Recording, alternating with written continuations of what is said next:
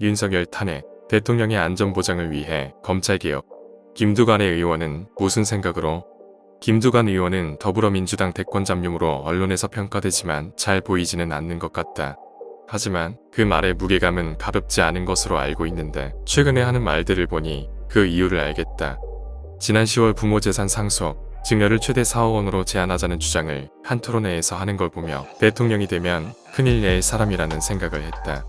4억 원을 제외한 나머지는 국가가 환수한다는 것인데 더불어민주당 의원들에게 사전에 논의라도 했으면 좋았을 듯 했다. 사유재산 보호 및 자본주의를 채택하는 헌법에 정면으로 반하는 주장을 대선 주자급이라는 사람이 생각 없이 내뱉으니 말이다. 어제는 윤석열 탄핵을 주장했다. 윤석열 징계 효력 정지를 결정한 법원의 판단 내용과 의미를 조금이라도 생각하고 검토했다면 저런 소리를 못할 텐데 무식하니 용감하다 싶다. 징계 사유 4개 중 2개는 아예 소명되지 않았고 2개도 소명이 부족해 더 검토해야 한다는 것이다. 윤석열이 패소했다면 또 모르겠다.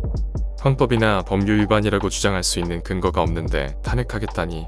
게다가 대통령이 법원 판단을 존중한다고 했는데 김 의원이 법원 결정을 불복종하고 그 징계 사유로 탄핵 서초한다고 하면 대통령은 뭐가 되겠는가. 윤석열 탄핵과 함께 대통령의 퇴임 후 안전보장을 위해 검찰개혁을 해야 한다고 주장했다. 지금까지 민주당이 검찰개혁한다며 살아있는 권력을 수사한 검사들을 인사학살하고 직접 수사권을 빼앗으라는 것이 결국 정권교체 후 재임 중 저지른 비리로 검찰의 수사를 받을 위험을 없애기 위한 것이라고 자백하는 꼴이다. 더불어 민주당이 밀어붙인 검찰개혁의 속마음을 김두관 의원이 노골적으로 드러낸 것이다.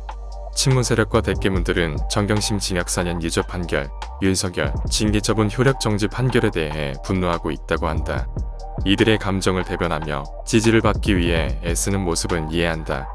하지만 대권 잠룡쯤 되는 사람의 말이 누구에게나 대깨문의 지지를 받기 위한 말로 쉽게 느껴져서야 되겠는가.